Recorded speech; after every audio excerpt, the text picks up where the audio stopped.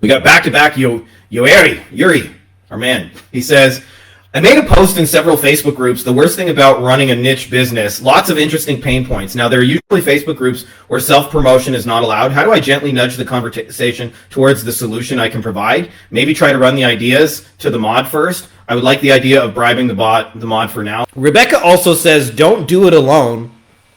Find a distribution channel and lock in.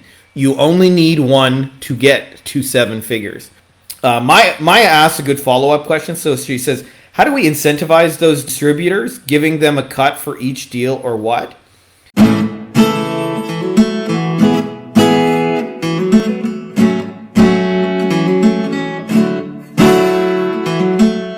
Welcome back, everybody. Another weekly Q&A. As you can see, we're at a new location. This is a new office here.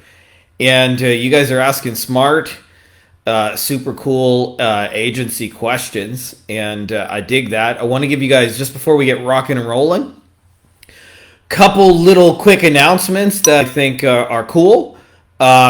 We just finished recording. John Maranko is here. What's up, my dude? We just finished recording the passive automated recurring income audiobook. So for those of you guys who told me I hate reading stuff these days, I like listening to audiobooks when I do stuff, you will be able to do that shortly. What's up, Matt? Our man Matt is here. So the audiobook will be released, and I am also working on version 3.0 of Beyond the Agency Box. You know, every couple of years I do this. There's just advancements. There's things like artificial intelligence. As we try strategies in the real world, they evolve and grow over time, and I want to share the latest and greatest with you guys. Our man, Abdul Rahman. What's up, brother? Excited to see all you guys for another weekly Q&A. So I will let you guys know, but the audiobook for Passive Automated Recurring Income will be out shortly, and the fully updated version 3.0 Beyond the Agency Box. For those of you guys who have digital versions, they'll just automatically update. There's nothing you got to do. For those of you guys who are like me and like Paperbook, you may want to order the new one. It's really up to you. I'm not telling you guys what to do, but I think it's the best version yet. And some of it is exactly the same, but some of it is completely new and mind-opening. Especially I went deeper on a lot of the big questions I get. Howard is here. What's up, brother? All right, so anyways, let's get into the questions. Ladies and gentlemen, boys and girls, children of all ages, Frankie Fihn proudly brings to you our weekly Q&A. Ba-dum-bum-bum-ba-dum. I'm also just looking for our little track here. There we go.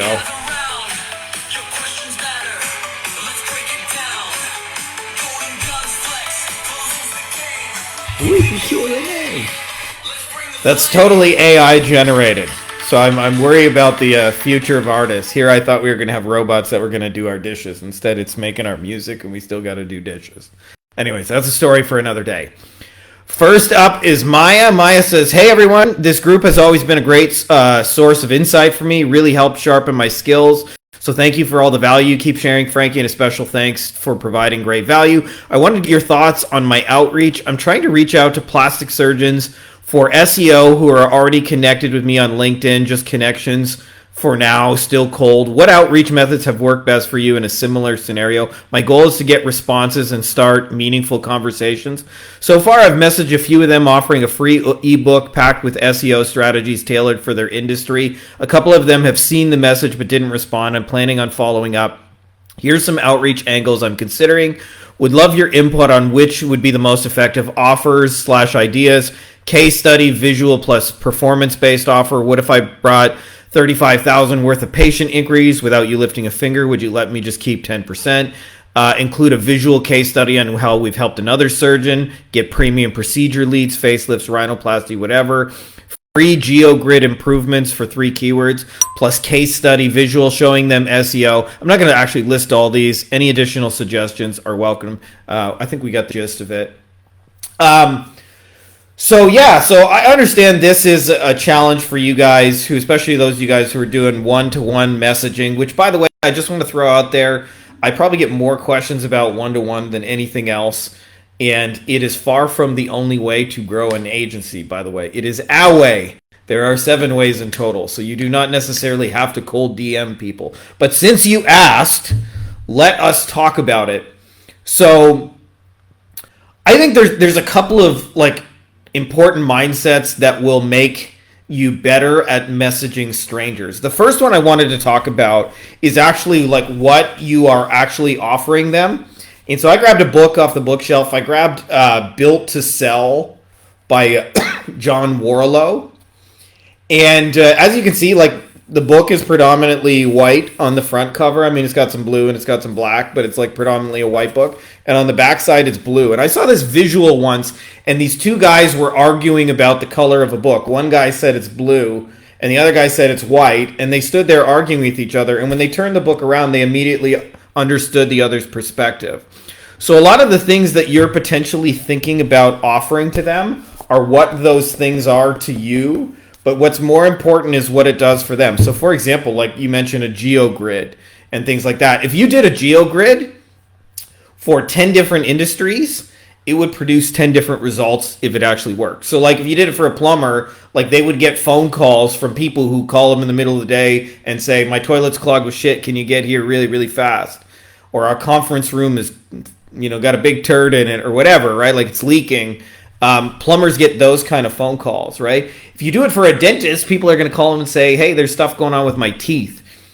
If you do it for an e-commerce store, they may get like form fills and orders from people who buy like little plastic toys or whatever, right? So it's different things to different people. And so I see this with a lot of you guys, and I'm trying to make this as useful, not just for you asking the question, Maya, but everyone, is stop talking about it from your perspective, which is like a number one ranking, and start talking about, okay, you do the number one ranking, then what happens from the client's perspective?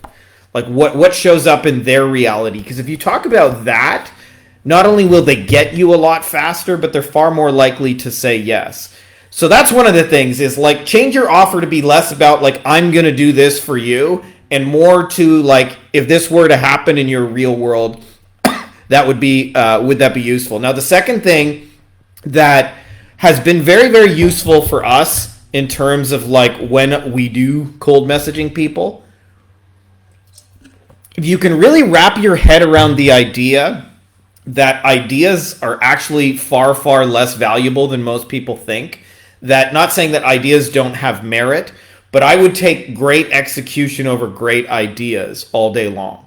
Like a lot of people I know have boring SEO agencies that have been around for 10, 20 years and they're doing like $50 million, right? So it's not the amazing idea that launched them. It's they have great execution of doing SEO in the trenches. So the reason I say that to you, because if you can understand that ideas equal free and implementation is actually the monetary thing, then whenever you're writing somebody, you want to show up as a giver of cool ideas, not as a person trying to sell stuff hardcore. It's like, I'll give you the idea portion of it for free because I know you're probably going to need my help. So that means like if I was messaging a plumber and trying to sell a plumber SEO, it wouldn't be all about like, we are the greatest SEO company, we can get you top Google and all those kind of things. It'd be more like, hey, I was checking it out. You're number 4 for emergency plumber Denver. You're behind these 3 guys. And I had a couple ideas to get you in front of them so that when those emergency phone calls come in, you're the one getting it instead of, XYZ plumbing kind of thing.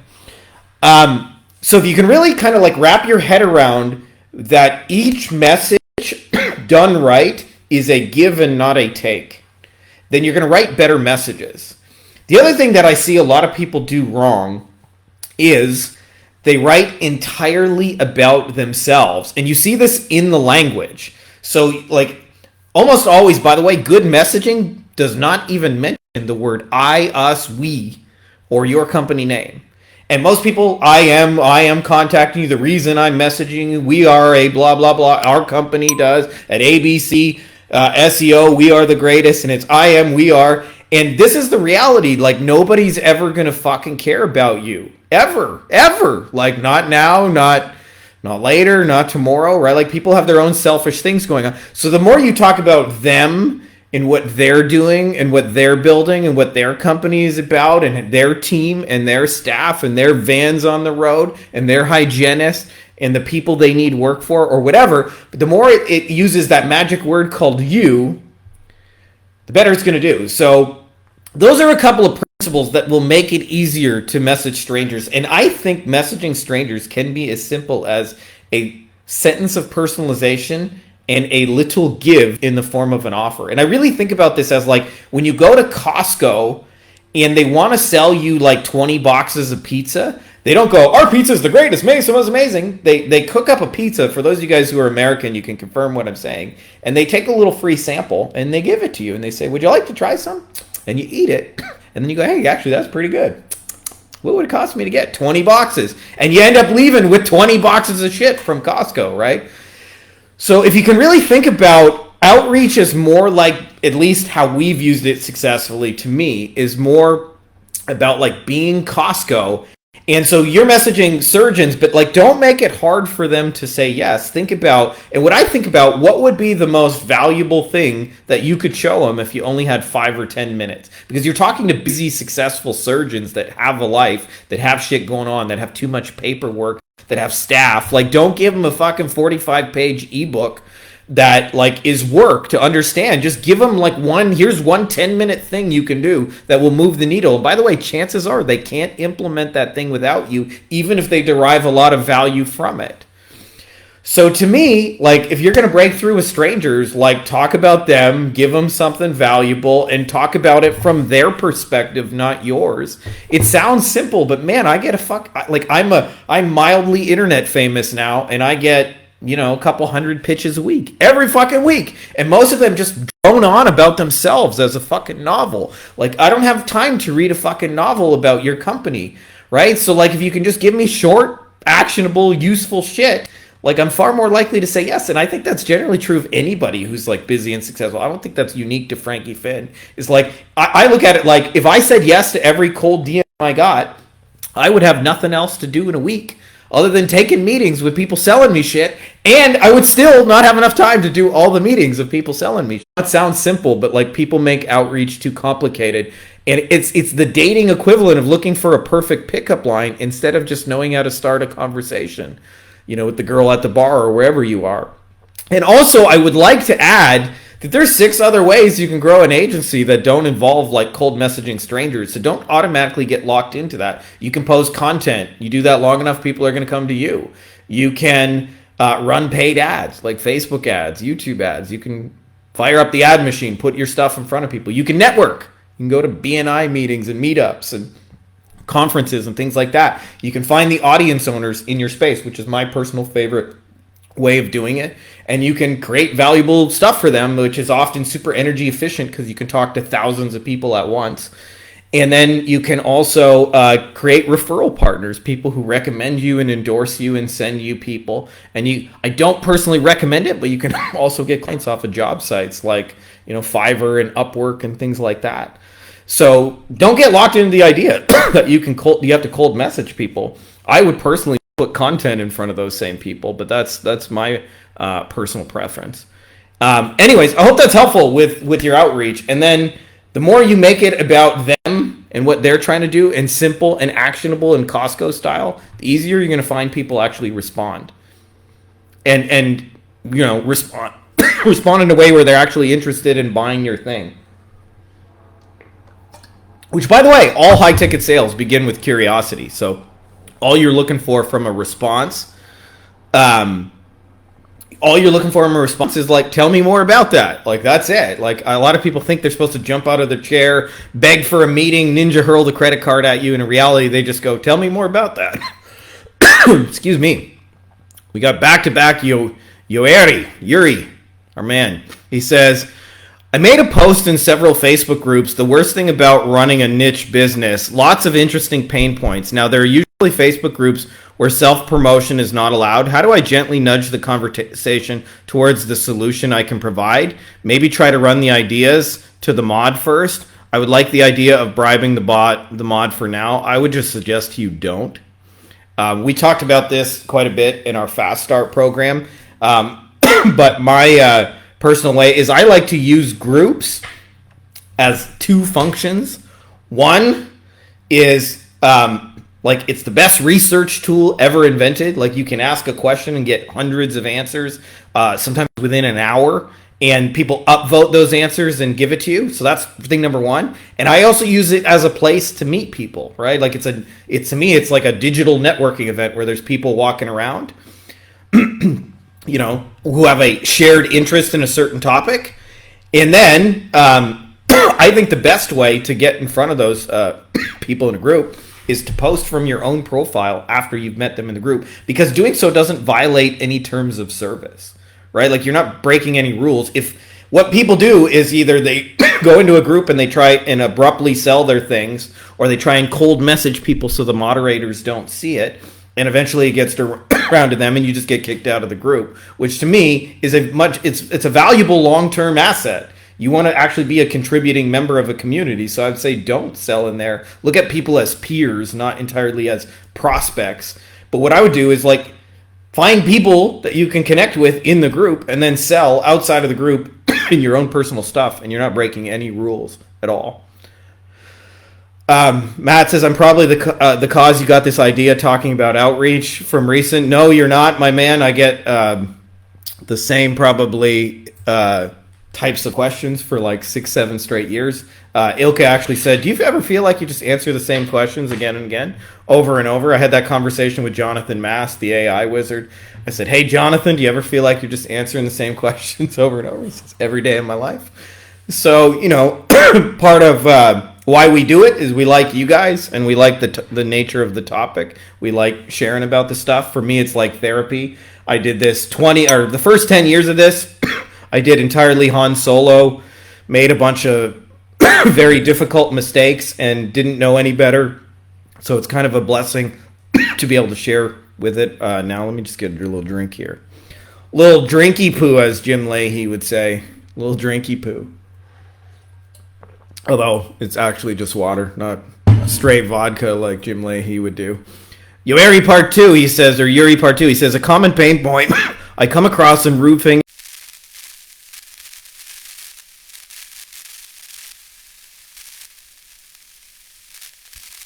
And by the way, it took me probably 3 years of hiring to figure this out, that hiring done well is the same lead generation you do for your own business. It's the same lead generation you do for your clients.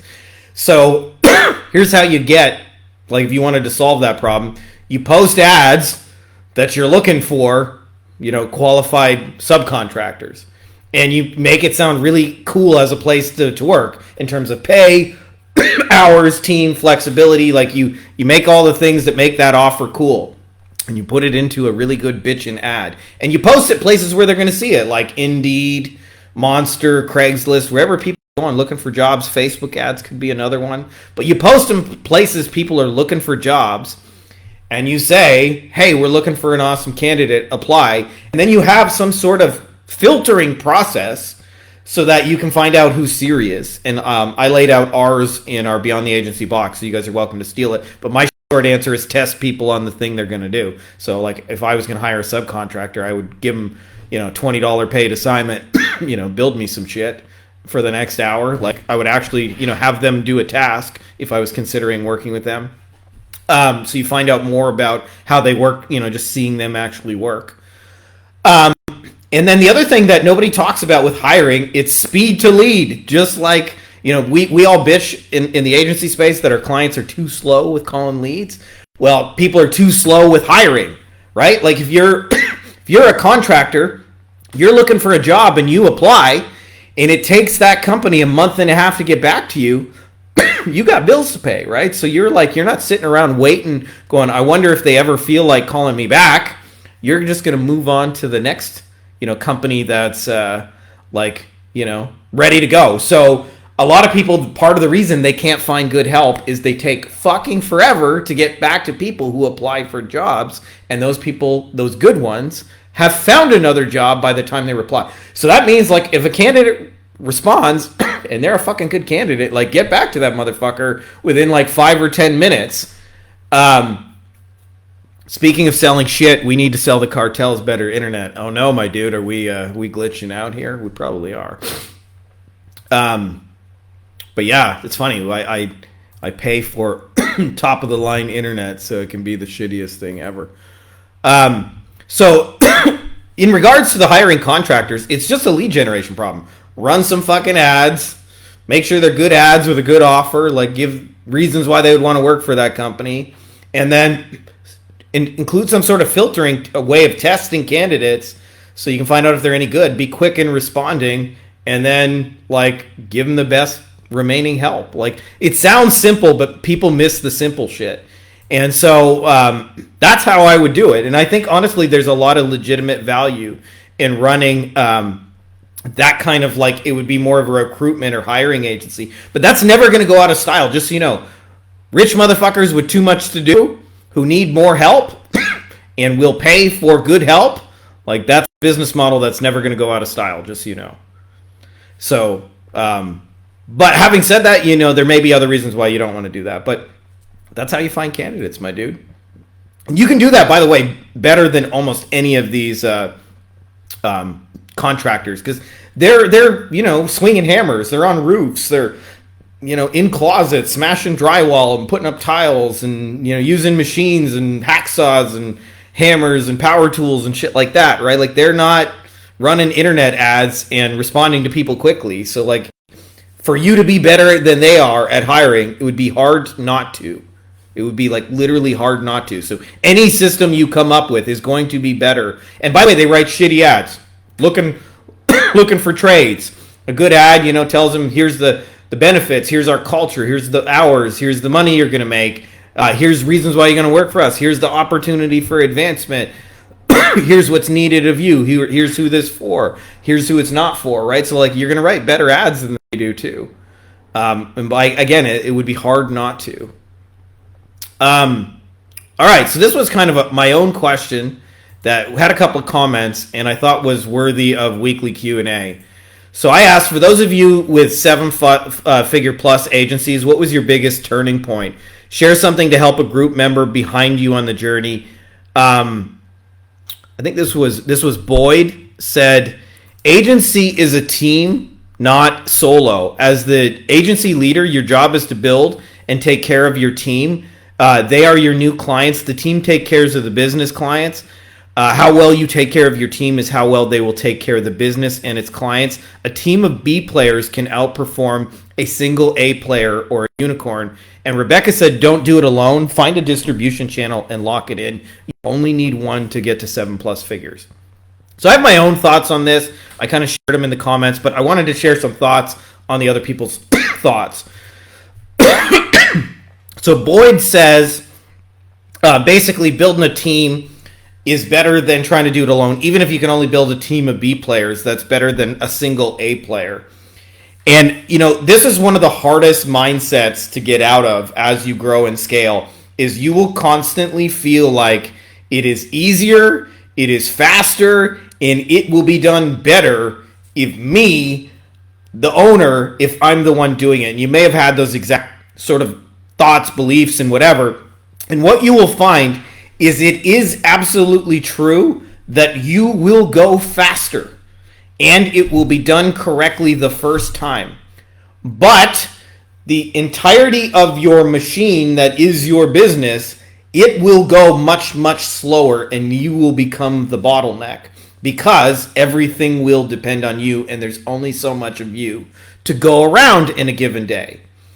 So to that point, if you want to go fast in the short term, do it all yourself and continue to do it all yourself.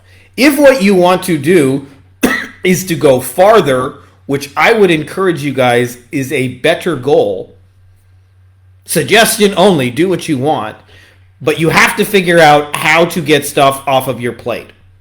And Jess Cotter and I have been rapping on this on our Saturdays, for those of you guys who've seen them, our System Saturday. But I'll tell you, the biggest reason most people can't find good hires is because that person who is getting hired is walking into chaos. And I'm speaking, by the way, from personal experience as well, because everything is in the owner's head and not in a way where it's easy to follow. If you think about McDonald's, which I consider to be the gold standard of systems, They can set up shop in Beijing, fucking China, and be cranking out Big Macs that are very similar to the ones you would get in New York City, like 98, 99% accuracy.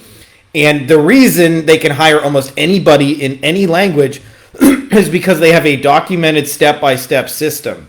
The flip side of that is if you are like running a restaurant and you're looking for the most amazing burger chef, you may find that person, but you're going to have a really hard time scaling if delivering amazing world-class burgers requires you to constantly have at least one unicorn on your team, which is, by the way, why really awesome fancy restaurants don't tend to scale to 10,000 locations like shitty fast food, right? Because shitty fast food can be delivered at scale and faster. So I think if you want to scale your business, and by the way, it's probably a bad example because it almost makes it seem like if you have systems, you're going to have shitty quality. There are plenty of businesses like high-end hotels, 5-star hotels that have systems that deliver a world-class experience. So that's my way of saying that if you have like tasks laid out and documented, I can tell you our personal batting averages for hiring are probably like 8 out of 10, meaning if we hired 10 people, 8 of them are going to stick with us for the long term. The flip side of that is when I went without systems looking for a unicorn, my batting averages were 1 out of like 30, 40, sometimes 1 out of 50, meaning I would hire 50 people and one of them would work out, and you have this constant turnover in your machine. So this is my way of saying, if you guys want to build a team and get stuff off your plate, this is why I'm like so big on like pick a niche. A lot of times people think I'm like telling you to pick a niche so you can find some secret source of money nobody's found, but it's rather so that you can deliver the same thing over and over and therefore build a system around your deliverable that makes it super easy to scale because you're not doing 27 different moving pieces. You're just doing one thing over and over. I just think like, I saw a couple hours ago the garbage man go by, and he's got a systematic way of getting rid of the garbage. Like drive to the next house, throw it in the truck. Drive to the next house, throw it in the truck. And therefore, he's able to deliver that service to like thousands and thousands of houses in a given day because he's got a systematic way of dealing with it. So I'm not saying you should like be garbage men. That's not the point of this rant. Although if you guys want to do that, go for it. But I'm saying you do need a systematic way of delivering your shit, and it starts with getting out of the belief that I can do it better, faster, easier myself, and getting it out there into a system so somebody else can clone what you do. Like if you're the awesome burger chef, document, here's the little steps I take to make really awesome burgers. Now you try it following my process, and if you have documented that process right, anybody else can make burgers as good as you do, or at least 98% as good, which is good enough to do it at scale. So I just wanted to comment because I thought that was some really wise wisdom from Boyd. Rebecca also says, don't do it alone. Find a distribution channel and lock in. You only need one to get to 7 figures. And for those of you guys, by the way, who have not read that baby right there, Passive Automated Recurring Income, I had a story in the book that illustrates the power of distribution. And if you understand the power of distribution, you will never pursue money again directly because you'll know distribution is more valuable than money. So the example I gave is there's 2 farmers. And farmer A, let's call him Andy, as I called him in the book. Andy is a guy who does all the things internet marketers preach. He gets really good at sales, he gets really good at offers, and he stands by the side of the road and he says, farm fresh, organic eggs, on sale, special offer, limited time now, and probably has a price that ends in a 7 because he's a fucking marketer, right? And he does all the things that you're supposed to do. Okay? Over here is farmer Bob. Bob also comes up with a killer offer, but instead of making his offer one-to-one, he says, I'm going to pursue distribution, which means I'm going to go sell my stuff to stores. Every time I wake up, I'm going to go to a store and say, hey, we can be an egg supplier or your premier egg supplier if you want. And every time Bob gets a store to say yes to him, that store is going to sell thousands of eggs every day on his behalf. And what I want you to do is imagine fast forward in a year. Andy's over by the side of the road selling eggs. and Bob is over here, and what he's doing is selling stores. Imagine like Bob gets Walmart to stock his eggs. Who do you think is going to sell more eggs, by the way? Bob getting all his eggs sold in Walmart with like a bajillion of them? Or Andy standing by the side of the road going 2-for-1 farm fresh special? And so it's the hidden nature of digital assets to not be so overt and obvious. And I think the most valuable of all resources is distribution. So what Rebecca is saying, in her case, to give you guys to take this out of the abstract and into the real worldy example, Rebecca runs an agency for martial arts studios. It's actually kind of a licensing program, but she used to run a traditional agency. Now it's more of a licensing model. And one of the things she did is she partnered with the people, which is one of the categories of distribution called a supplier. And she partnered with the people who make the karate dojis or dojos or whatever the fuck you call them, the gis, the uniform, right? Like the punching, kicking thing you wear when you're kicking. But my kids got, both my girls are in karate. They're in taekwondo, and they just look really cute. So what she realized that is she wanted to get in with karate studios that the person who sold the uniforms already had connections with thousands of karate studios. And so rather than pursuing clients one-to-one, which is commonly preached in our space, go knock on doors, cold DM 12 billion motherfuckers and try and sell your shit, Rebecca said, I wonder if I could do something cool and forge a relationship with the uniform person. And she did. And now they are one of her biggest referral partners because they already know everybody.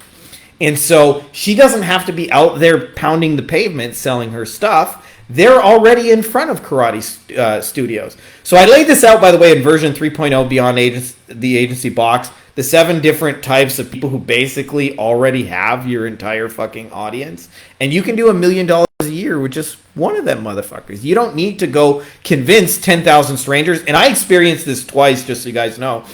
Our first agency, my lucky break is I was talking to a dude on a forum called Black Hat World, which even though it's a Black Hat forum, used to have a lot of advanced SEO knowledge in the early days.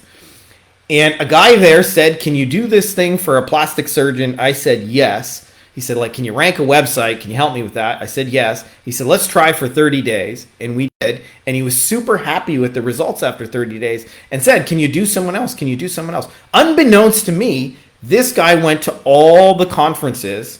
Like there's one every weekend in plastic surgery. So he went to more than 50 conferences a year and met all the plastic surgeons and sold them all websites. And they were starting to ask him, do you do SEO? Can you rank my website too? And he said, no, we don't. So he was looking what is today known as a white label partner. And that was our big break. He started selling our services for us, and we would sign 3 to 5 clients a week. And I really only convinced one guy. I didn't actually convince hundreds of clients. He brought the clients. So that's the power of distribution. I'll give you one more example too. In my second agency, I got in with one of the industry association guys, which is another type of what I would call a shoe store or audience owner, grocery store, or deal source, distribution. I'm using different words, but it's all the same thing. So I got in with one of the guys who was at the conferences and he owned the big association. He started recommending our stuff, started getting me to speak on his stages, which led to other speaking stuff, which is another form of distribution. And we sold a lot of shit. So if you guys want to hit bigger numbers, I am a believer that the faster way to do it, which is not taught in our space, as Rebecca has pointed out, pursue distribution. Do not pursue people and sales one-to-one. Because if you can get your stuff sold in Walmart, and it only takes one Walmart, you're going to sell a bajillion times more and get there a lot faster and with less struggle, right? Because like for me, if they already bought a website from the dude and now we're selling SEO, that's the second sale. They were happy with the website. It's like, it's not a really difficult sell at that point. And so he would close them and it was super easy for us. So I share that with you guys because I'm a big believer that the fastest way, the smartest way to grow an agency is to pursue the people who have all the connections, who've spent 10, 20, 30 years forging those, and they already exist in every industry. And I compare this to kind of like Like if you go out on the water and you're old school, like let's say like 200 years ago, you can try and paddle your way to oblivion with your hands or whatever, or reach out or like row, like motherfuckers be rowing real hard. Or you can do what they used to do 200 years ago. You can put a sail up and catch the flow that's already there. So the magic of pursuing distribution is there's usually between 100 and 200 people that basically control 80 to 90% of the stuff being sold in your particular industry. And chances are they've spent 5 years, 10 years, 20 years, 30 years forging connections in those industry. And so they have a massive amount of trust and connection with those people in the same way that, like, look at the relationship Alex Hermosi has formed with so many of you guys at the same time. And so if you focus on those people first, the capacity to do a lot of business very quickly, and what will happen is, like for us, I don't know what it'll do for you, but like you can sign 5, 10, 15 clients and add like 20, 30 grand a month in an hour. Like, show me where else you can do that.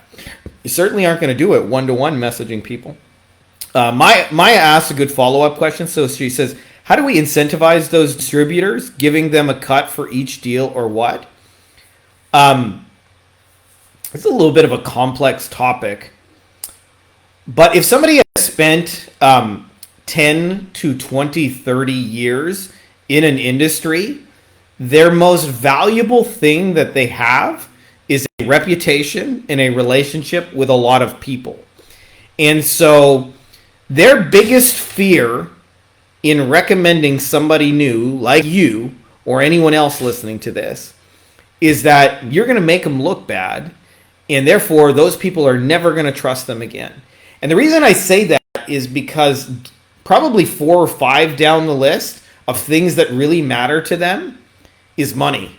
And so there's a tendency to think the way you incentivize people is, I'm going to give you some monies, and therefore that'll make you want to sell me and promote me. And I get deals like these, just so you know, they show up in my inbox and somebody says, hey, if you sell my shit, I'll give you a cut.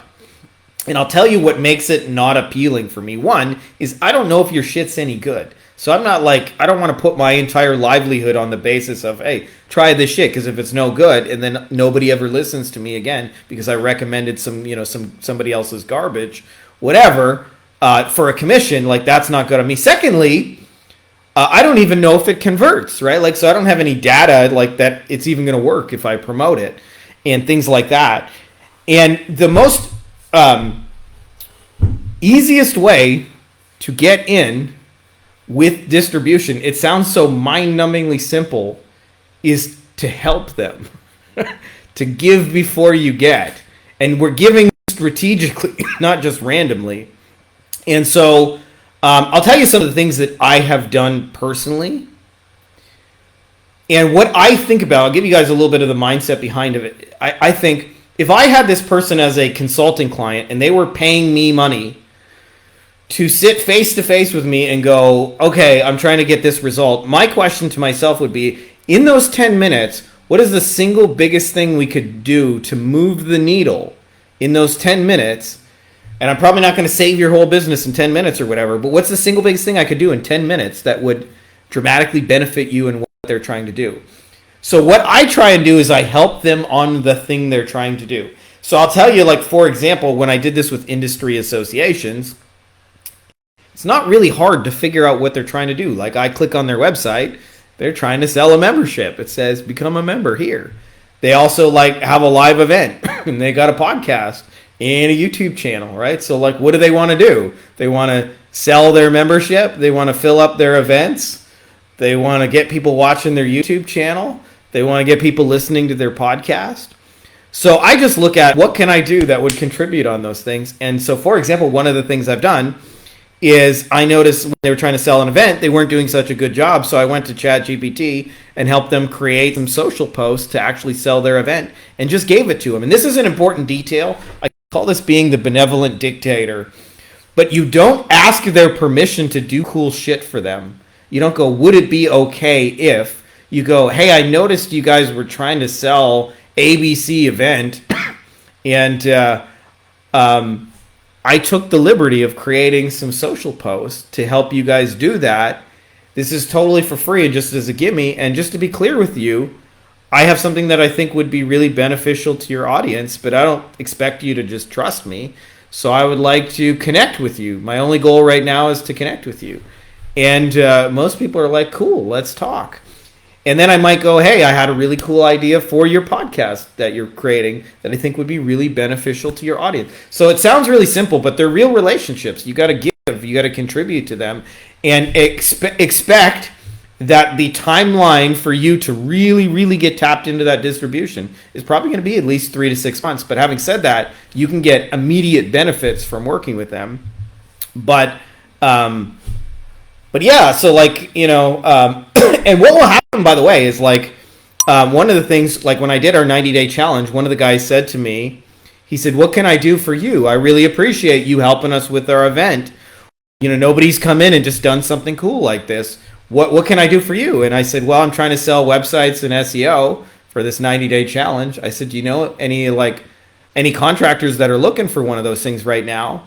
And he referred us a $6,000 website job in like less than an hour because he already knows 30,000 plus contractors, right? So like when I asked, do you know anybody looking? Of course he knows somebody looking.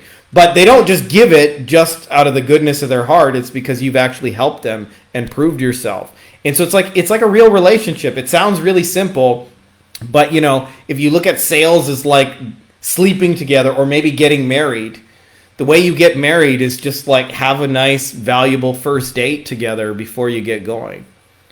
So anyways, rambling a little bit, but I just, I'm a really big believer in the power of what Rebecca just said there, that distribution is more valuable than money. If you think about getting your stuff sold in stores, metaphorically, you're going to do way more business than if you chase it one-to-one and try and, do all of that, the slow, long way, as I would call it.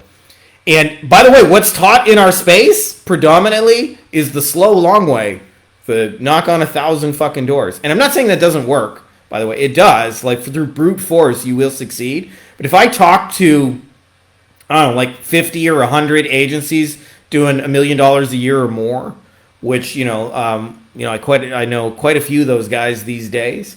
And I say, how did you get there? Probably less than 3 times will I hear the answer, we got there by cold DMing people. I'm not saying it never happens. It does. But most people say in some form or another, it was like a specific relationship that they created. And so what I'm trying to give you guys is the cheat code to be able to build not just relationships, but very strategic ones that can blow your shit up. And for me, the first time I had an agency blow up, just so you guys know, I forged the right relationship, but it was totally fucking on accident. I was just right place, right time.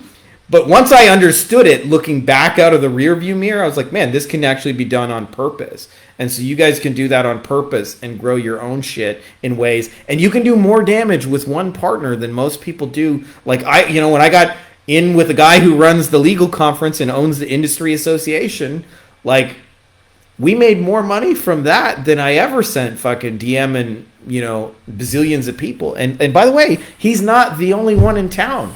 Right? There's other people selling to the same audience doing other cool stuff, right? So there's, like I said, there's usually between 100 and 200 people that control at least 80% of the commerce happening in your industry. And so like you want to know those people. And by the way, for those of you guys who are already part of the Wolfpack, we have a tool in there that go use it. It's a custom GPT where you click a button and say your industry, and then you wait, and it spits out, these are all the fucking people you want to know in your industry. And then we have another GPT that will write messages to those people based on our winning script. And then we have another tool that will create valuable stuff for their audience so that you can go from like knowing nobody in your industry to connecting with the big dogs and doing that in like under fucking 2 minutes.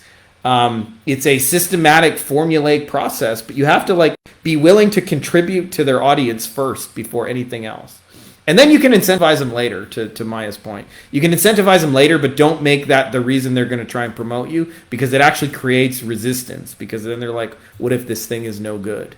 You got to show them it's good first and that you can actually help them, and you got, you're trying to do right by people and contribute and build real relationships. So Cole calls it, I call it Frankie Bot. Yeah, we actually do have a Frankie Bot, by the way, for those of you guys. We're in the Fast Start and in the Wolf Pack. I trained a custom GPT on thousands of hours of mastermind calls. When it comes to growing an agency, like there's very few things that we have not done again and again. Like there's only so many things. There's, getting people to raise their hands, say they're interested. There's like selling and closing, which we typically do on video. There is onboarding. There is, fulfillment. There is training people. There's building systems. There's building management structures. But, in thousands of hours, we've talked about it all, like pretty much. Selling an agency, I guess you could throw in there. And we had all of our calls transcribed, everything we've ever done, and put into FrankieBot. So it has... I actually almost broke ChatGPT because it literally had so much file and so much data on it that it was like, whoa, I can't do that. So I had to get creative with giving it that much information. But we have it now so that it's available. And part of the reason I created it, just so you guys know, because I get asked a lot of questions, and the more and more questions I get asked, like there's just only so much of me to go around, and I'm with my kids and stuff part of the day. So people just gotta wait, but FrankieBot you don't gotta wait for. So that was part of the reason for creating it, is that you guys can ask questions whenever you want. And Cole just had a really awesome win with it. I believe it was FrankieBot. Maybe he can elaborate on that. But he was selling some stuff on Facebook Marketplace, and him and FrankieBot co-created a really fucking funny ad and sold a bunch of shit. And I think, by the way, that's one of the best ways to test offers, is to put it in a place like Facebook Marketplace as fast as possible. And you saw the power of a good ad, which is, I remember actually one we did back in the day. I mentioned this before, but I've sold one car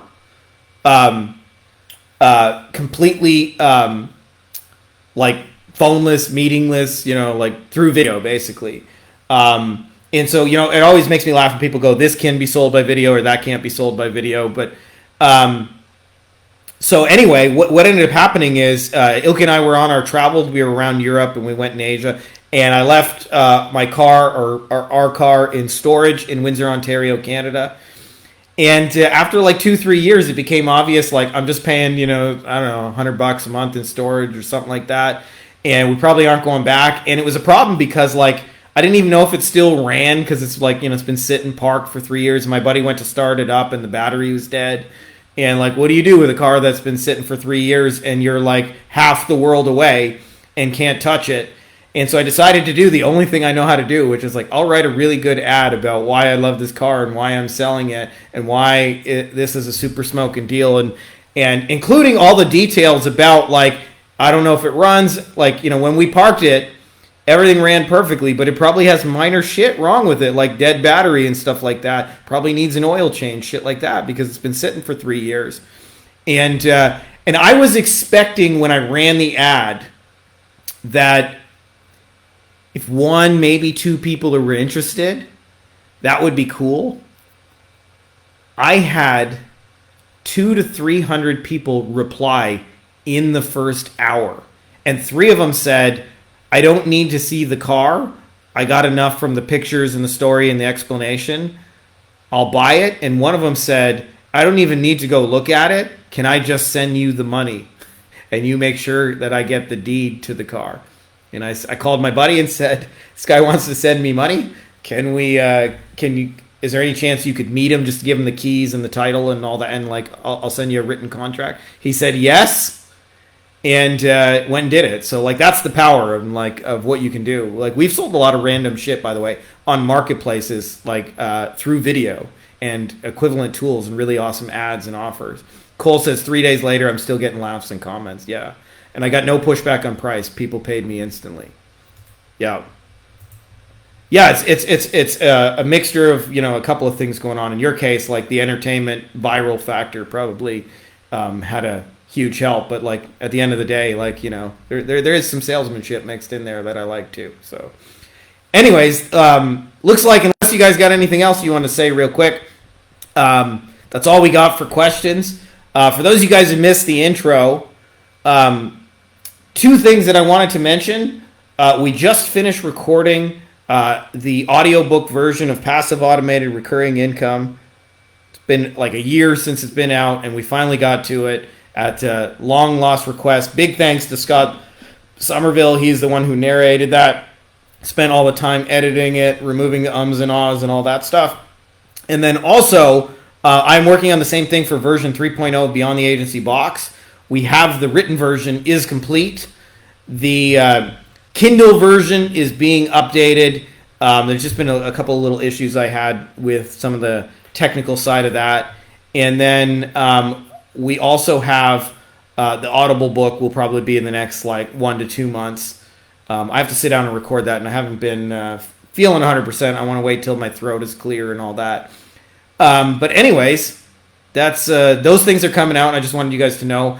For those of you guys who already have like Beyond the Agency Box, as long as you got a digital version, it'll update automatically. Nothing you need to do. So, like as I mentioned, some of it is exactly the same. Half the book is exactly the same, but half the book I went so much deeper. I went a lot deeper on distribution. I went a lot deeper on like what I call authority funnels. You know, how to bring the top buyers in a space to you, the ones willing to pay the most money for agency services. I also went deeper on how we're using artificial intelligence. We got some of our own internal tools, like Cole just mentioned. He used Frankie Bot to sell stuff. We got lots of like internal tools and things like that we're using. So I laid out kind of like how we're using AI, as well as how some of the people inside of our mastermind are using it. I also went deeper on like video and phoneless closing and those kind of things. And yeah, I don't know. That's all I can think of off the top of my head. So anyways, I appreciate you guys. Happy Monday. Hopefully the internet wasn't too shit. I never know for sure, but I appreciate you guys for listening. Much love. Happy Monday. Hey guys, if you like this video, you may also like my best-selling book here, Beyond the Agency Box. It is all about scaling a digital marketing agency while eliminating meetings and phone calls. We actually sell our stuff phoneless. We don't have any client meetings, and we also hire our team entirely without meeting phone calls, which allows us to, like actually kind of live a life. I've laid out the entire blueprint and everything you need to know, getting clients, onboarding, setting expectations, scaling, building a team, you name it. It has been a bestseller on Amazon now for over 5 straight years, but now you can get it even cheaper than you can get it on Amazon. So I can't tell you the exact price because it may change when this video is released, but there should be a link to it below, either in the description of the video or as well as a pinned comment. So if you're interested in that, check out that video and you can get a copy for super cheap.